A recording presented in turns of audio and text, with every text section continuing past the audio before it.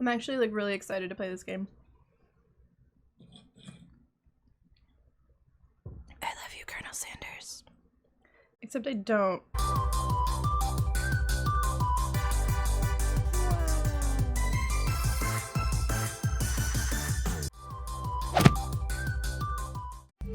You sleep softly in the morning. Oh, sorry. Let me read correctly. Let me just pause for a second. Read using my actual eyes. You sleep softly as the morning sun casts a warm glow through the window of your modest student apartment. The world is peaceful and serene. You could stay in this moment forever. Or you could wake up now! Your first day of culinary school is today. No time to sleep in. Lying in bed, you stare at the ceiling, thinking about everything that awaits you at this prestigious University of Cooking School Academy for Learning. It's just the biggest, like, bullshit name of a school I've ever heard. Good morning, Vic. Are you excited for the first day of the rest of our lives? No? Yes.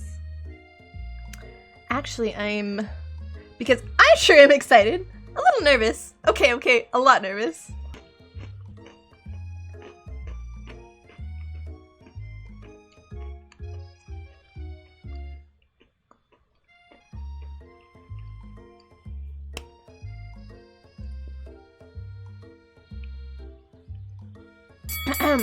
Excuse me.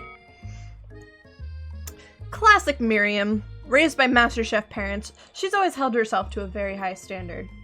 That's a good thing. Aww. She does not seem happy about it. But with University of Cooking School Academy for Learning's famous three-day only semesters, I'm afraid I'm being left behind and never catch up.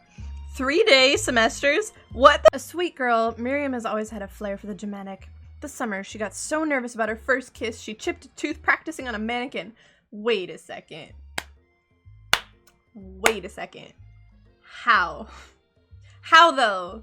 She chipped a tooth practicing on a mannequin. Okay, either this mannequin is like made of stone, or she's like practicing going in like teeth first. Girl. All summer you've been hearing rumors about a dreamy, enigmatic mystery student. Is this the moment? Is this the guy? Is he dreamy and enigmatic? I'm sorry.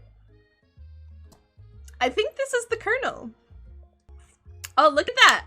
So fast. And she's just, bam, she's ready to go. Oh, get this. Get this. I heard his name's Harland. Harland. And he's no ordinary student. I don't think Colonel Sanders' first name is Harland.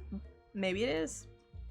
They say he has powers. He's had them since he was born. From an egg. What? What? Why was he born from an egg? You gotta be the chicken to cook the chicken. He is the chicken. He really, seriously is the chicken. You both sigh, thinking about a student so handsome that the laws of physics don't dare apply to him. Dreamy.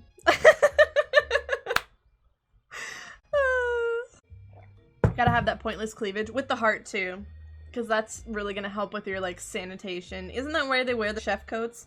So she's like just ruining the whole point of her chef coat right now. Also, chicken shins? What does that even mean? You leave Vic's shins alone. They're perfectly normal shins.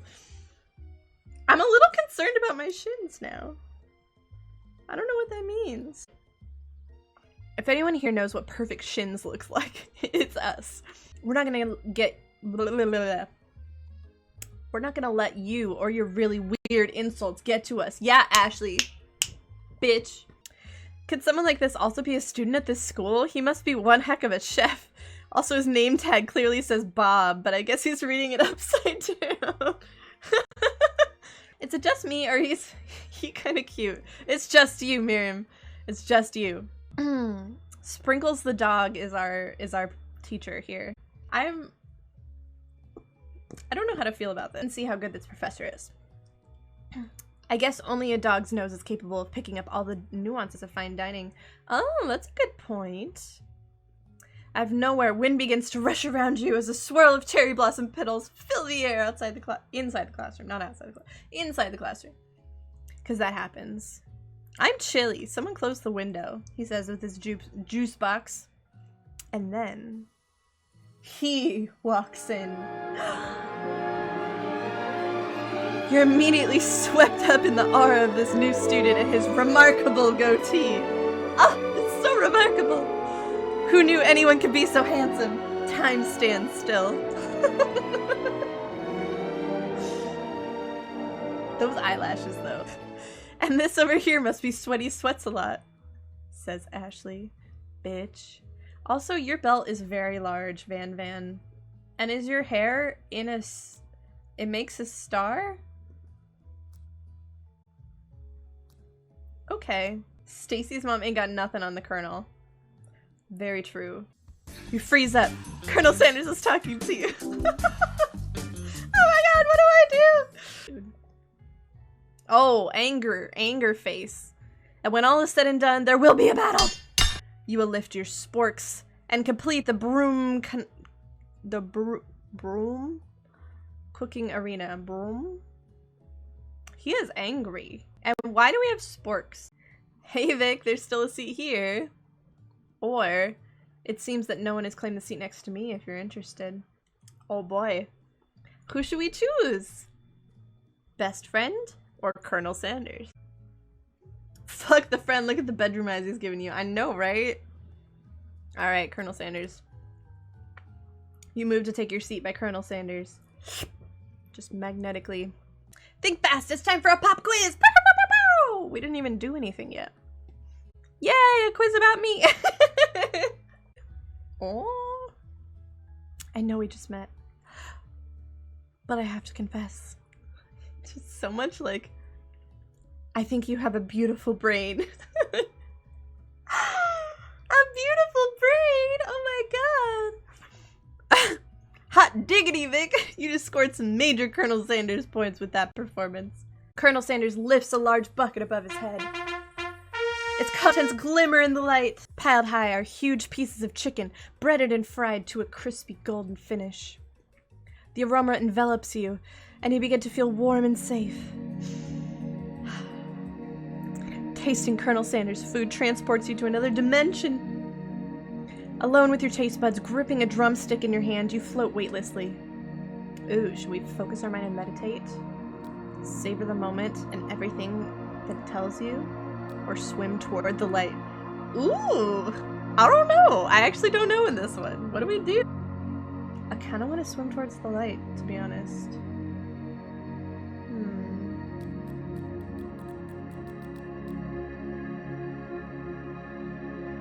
I'm gonna do it. Somewhere up ahead, a bright light beckons you. The flavors are so intense you become wrapped up in them. Unable to resist, you reach towards the light. It grabs your hand and pulls you closer, closer, until your fingertip connects with the end of everything. Connect. You are forever lost in the land of tender fried chicken bliss. Your mind dissolves. There is no Vic now. There's only herbs and spices. Oh no! Though Miriam tries to revive you, she cannot. Game over! What? Did we just lose? How did we just lose? Try again. I'm disappointed. Okay, cafeteria, blah, blah, blah. You smell that? Oh my god. Okay. I think we try to identify every flavor. I think that's a better way to go. You let the food rest in your mouth and focus on it, scrutinizing every flavor. Salt? Maybe. Definitely. Pepper? Too obvious. No. Oregano? Basil? Maybe. But there's something else. Something dark. Something spicy. You dig deeper. Deeper. Deeper. Yes, even deeper still. Until you find it. Could it be blank? He really did it! How bold! How adventurous! To use blank. Colonel Sanders looks both ways to make sure you're truly alone. And then leans in. You feel his warm breath as he whispers, just one ingredient, but you can't tell. I use Blank. It's something my great-grandmother taught me. Blank? Wow. You'd never have guessed that. In fact, you're not even sure where you'd get some if you searched. Oh. Is that kind of blank? And blank definitely isn't the flavor you tasted before. So now you're 2 ingredients closer to knowing the full recipe. But you don't tell Colonel Sanders that. Steak tartare, it's fancy and you don't even know how to cook it. Oh, and you don't even need to cook it. Using octopus will blow Colonel Sanders' mind. Or your grandmother's mashed potatoes and gravy. I feel like he would appreciate like a down-to-earth, easy... I've always been something of a down-home chef. I was thinking we could make something warm, inviting, comforting. Maybe mashed potatoes. And gravy? I couldn't imagine one without the other. Gravy flows down the mound of mashed potatoes. The results look spectacular. Granny would be very proud. Colonel Sanders holds out a spork to you. You reach out and grab hold of it, but he doesn't immediately let go. The two of you stand holding the same spork, and for a small moment, all of the madness and pressure in this crazy world stops. Your eyes lock. The moment is electric. Time stands still. Mashed potatoes with gravy? Pathetic! In just a few minutes, I've prepared a full meal. Gaze upon my specialty, braised tentacle of octopus in my silky seawater sauce. Silky seawater sauce? Plated on a battle axe. Forged by my supreme chief ancestors. You've ignored me for too long. That ends now. It is I who will have the first bite. And you will all look on with envy. The interrupting student rushes at Van Van and swipes a bite of his signature dish right off the plate. No, don't! Something about this dish doesn't strike my nose quite right. I think the octopus was rushed and may have turned in the process. The results could be toxic. Uh-oh. Too late. It has been eaten. I think I left something in the oven. I don't feel so good. Oh no! It killed him! Everyone step back. Don't take another bite. When you look back at the plate, the rest of it is gone. You notice the tip of the tentacle being slurped into Pop's mouth. Ah! Pop winces in pain for just a moment, then is almost immediately back to his oblivious self. Oopsie. Tastes like poison. At night, the school building has taken on another vibe entirely. Ooh, this is pretty. It's dark and more than a little spooky. I don't think so. I think this is goddamn romantic. What? The spork monster is here to fight a hero! What? I think I left the fridge door open. Later, nerds. How dare you threaten me, just as I was letting down my guard and connecting with another chef on an emotional level? Be afraid! Be very afraid of me, because I'm a monster! See? Is he rhyming on purpose, or is that just a coincidence? It's a turn-based fighting sequence! What will you do? Obviously attack. You decide to go on the attack. What attack will you use? Cook with love. Cook with love does 1 damage. It just got real. That attack really upset Spork Monster. Spork Monster goes on the attack. They spit hot gravy at you. You take 1 damage. Spork Monster is feeling really threatened by your attack. Spork Monster focuses their mashed mind and draws in energy from Mother Earth itself. They grow larger and more intimidating. How will you respond? You decide to defend. Which defense will you use? You hold your head between your hands and mutter, "This is not happening. This is not happening." Spork Monster is no quitter. Buffed up and ready to rumble, they go on the attack once again. Spork Monster uses Utilitensile. You take 2 damage from the attack. If you take much more damage, you're not going to survive the battle. Oh, shit. Well, my defense did literally nothing. Spork Monster is oozing cheese sauce onto the lawn of the quad. I wonder who's going to have to clean that up. Feeling vulnerable, Spork Monster prepares for its ultimate attack, Rounded Edge. Oh, God. Vile villain, your reign of terror stops here. Colonel Sanders summons the energy of 1,000 chickens. That is a lot of chickens. Oh man, we're seeing some man cleavage. Pot pie power pun pinch, not punch, pinch. Pot pie power pinch does 10 damage. 10 damage. Spork Monster is defeated. You saved me. An injured Spork Monster spews steam into the night. Begone, beast! And don't you dare come back for a follow-up encounter tomorrow. I won't forget this, and I certainly won't be back like you said. The spork monster scuttles off. It's a book of magic spells with a golden chicken on the cover. Magic spells. You open the cover and find a library card tucked inside. The last name to have signed it out is Borko? As you come down from your battle buzz, you realize that your final attack has left you completely depleted. The world around you begins to fade away. Without any energy to keep your eyes open, darkness overtakes you. Oh,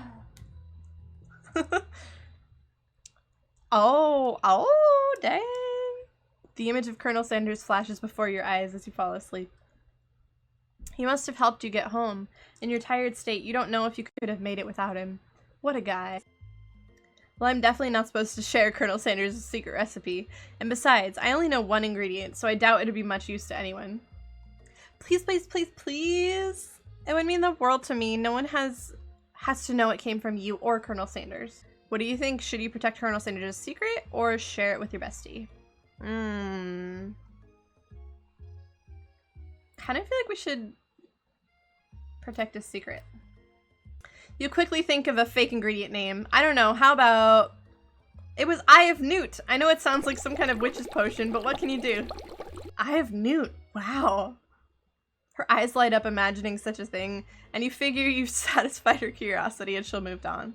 However, she immediately turns around and does some thumb typing on her phone that you can't quite see. That's probably not good. A wind rushes in. Cherry blossoms fill the air. Does this happen every time that the Colonel pops in? Oh, and he's on a horse. You finally gotta look at what they're hiding, and you instantly recognize it. It's a book, just like the one you found after your encounter with the spork monster. It's a battle. If it's a battle you want, it's a battle you'll get. My bestie can beat the best of them. Best the best of them. Best believe it. Which temperature does the water boil at? Oh, God. It always Oh, shoot! I didn't answer fast enough. That's wrong. What were you thinking, Vic? Get your head in the game. You're gonna need to season this chicken before you cook it. You don't know Colonel Sanders' recipe exactly, but you have an idea. How many herbs did he say you used? 11. That's right. You might not know all of the ingredients yet, but at least you're heading in the right direction. What state of mind offers the most flavor? Gratitude? That's right. You must never take this opportunity for granted if you hope to succeed. When you were a child, your father told you to never forget where you came from. Every day you meditate on his advice and draw energy from that place. Now would be a great time to harness that energy. So where does it come from? No! I was too slow! That's wrong! This is a horrible time to start forgetting important things. I don't think they ever told us this, to be honest. What is the sound of success? Sizzling is wrong. Don't make me get the spray bottle! Is this the end? Yep. Oh no! Try again. 100 degrees Celsius. He used 11 herbs. Gratitude. I remember that from last time. Okay, that worked. What is the sound of success? No, it's not silence. It's bubbling, apparently. I believe in you, Vic. He's actually cheering you on, which would be awesome, except you know he's watching. Except knowing he's watching you makes you totally forget what you were doing. Now all you can think about is Colonel Sanders. How many spoonfuls of gravy? What? I didn't even finish the question before they like answer. Okay. One cookbook to take.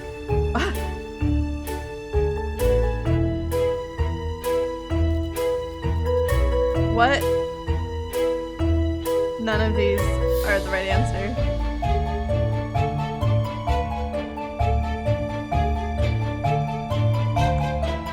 What? We're making our biscuit dough?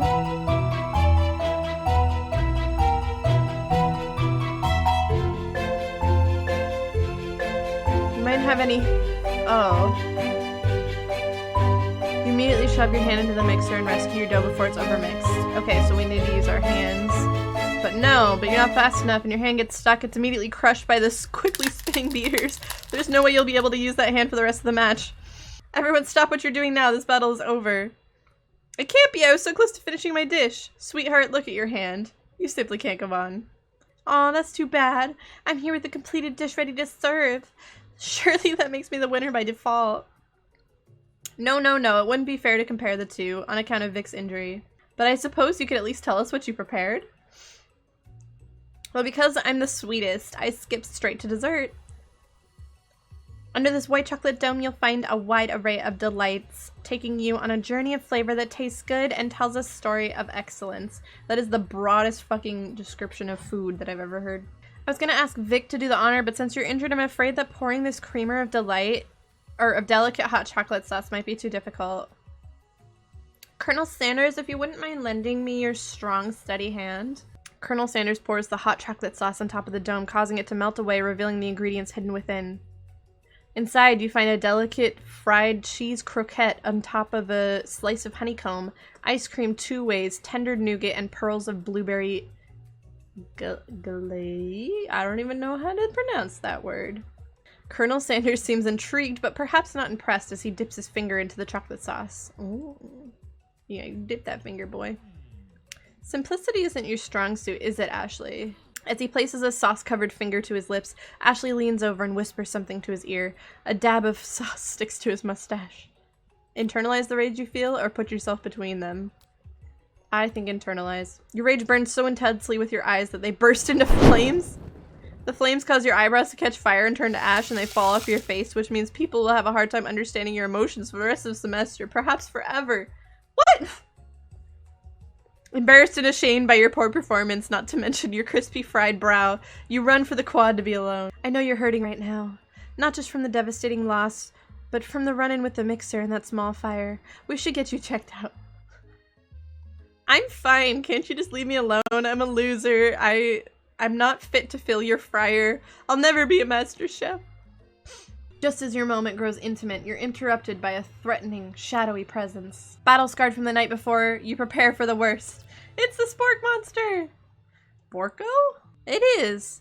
I know I said I wouldn't be back, but after the whole fight to the death thing, maybe you don't really want to see me anymore, but I wanted to say that I was wrong to attack you, and I apologize. I know what it's like to having to always look over your shoulder.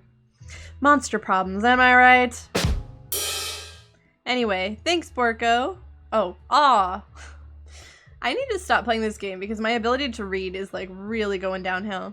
Aw, thanks, Borko.